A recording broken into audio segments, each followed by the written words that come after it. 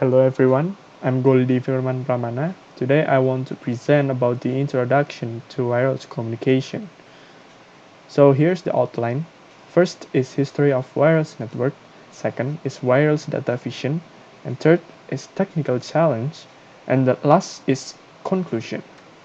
The first wireless network were developed in the pre-industrial age. The system transmits information over the line of sight distance, and then extended by telescopes. Okay, here is the example of the uh, network's history. Is using smoke signals or like torch signals, and maybe here signal flares and also semaphore flags.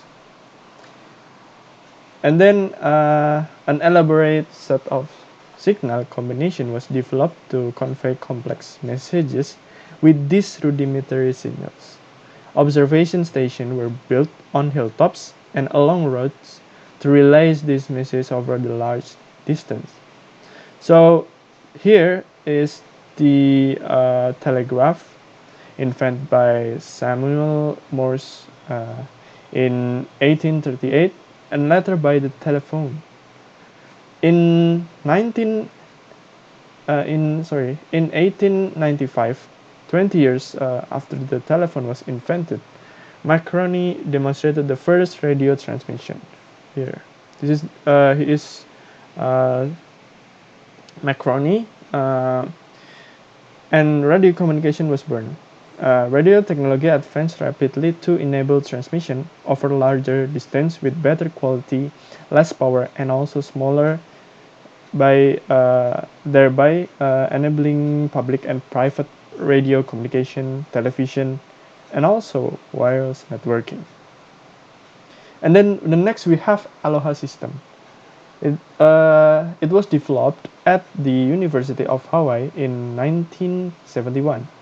This network enabled computer sites at 7 campuses spread out over 4 islands to communicate with a central computer in Oahu via radio transmission. So the network architecture here in Aloha system used a star topology with the central computer at its hub. Any two computers could establish a bidirectional communication link between them by going through the central hub. Next, we are going to the 70s era, which the Ethernet technology steered companies away from radio-based networking. Ethernet 10 Mbps data rate far exceeded anything available using radio. In 1985, the Federal Communication Commission, or also called RS, FCC, enabled the commercial development of wireless LANs by authorizing the public use of the industrial, scientific, and also medical ISM frequency bands for wireless LAN products. This is the topology of the Ethernet, is the Ethernet itself.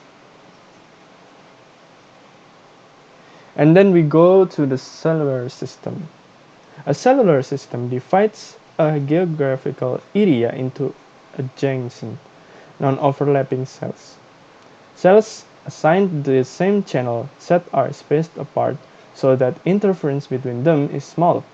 Each cell has a centralized transmitter and receiver that communicates with the mobile units in that cell, both for control purposes and as a call relays. And then we go to next, commercial satellite.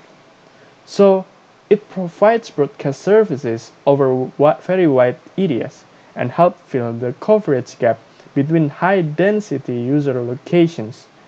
Satellite mobile communication system follow the same basic principle as cellular system, except that the cell-based stations are no satellites orbiting the Earth. Commercial communication system form another major component of the wireless communication infrastructure, and they provide broadcast services over very wide areas and help fill the coverage gap between high density user location. Satellite mobile communication systems follow the same basic principle as cellular system, except that the cell-based stations are now satellites orbiting the Earth. Satellite systems are typically characterized by the height of the satellite orbit, low orbit or called as LEOs, medium Earth orbit or MEO, or geosynchronous orbit or GEO. Then we have the next part, wireless data fusion. So, wireless communication may be classified in terms of application indicated in beside the beside the application include voice, internet access, web browsing, paging, and short messaging. Subscriber information service, and then file transfer, and also video teleconference. Systems include cellular telephone systems, wireless LANs, wide area wireless data system, and also satellite system. Coverage regions include in-building, campus, city, regional, and also global.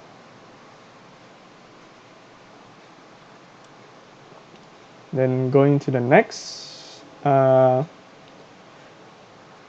voice systems have low data rate requirements and can tolerate a high bit error rate, but the total delay must be less than 100 milliseconds. Data system may require high data rates and very small BER or bit error rate, but do not have a fixed delay requirement. So here we have two examples, TCP and also UDP. The TCP is the best way to download or uploading, while the UDP is very good for gaming, for call, for VoIP. Why? Because it has the better ping, so it can we can connect in two ways, more accurately and more efficient by using UDP. And then, okay, here we have wireless network example. So here we have this two feature. So basically, to examine the future of wireless data, it is useful to see the growth of various communication services over the last 5 years, as shown in this figure. The exponential growth of cellular and paging subscribers is exceeded only by the demand for internet access. The number of laptop and palm-top computers is also growing steadily. This trend indicates that people want to communicate while on the move. They also want to take their computer wherever they go. It is therefore reasonable to assume that people want the same data communication capabilities on the move as they enjoy in their home or office. Yet the number of wireless data subscribers remains relatively flat, most likely because of the high cost and also poor performance of today's system.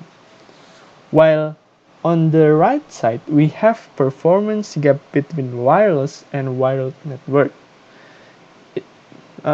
Figure beside display the larger and growing performance between wired networks. So the most formidable obstacle to the growth of wireless data systems is their performance. Many technical challenges must be overcome to improve wireless network performance so that user will accept this performance in exchange for mobility. So the next is technical challenge. The wireless channel is an unpredictable and difficult communication medium. The scarce radio spectrum is regulated. In the US, spectrum is allocated by the FCC. In Europe, the equivalent body is the European Telecommunication Standards Institute, or ETSI, and globally spectrum is controlled by the International Telecommunication Union, also called as ITU. A regional or global system operating in a given frequency band must obey the regulatory restriction. The spectrum obtained through this auction must be extremely efficient to get reasonable return on its investment, and it must also be refused over and over in the same geographical area. So here are some problems that we face. Their spectrum has become expensive.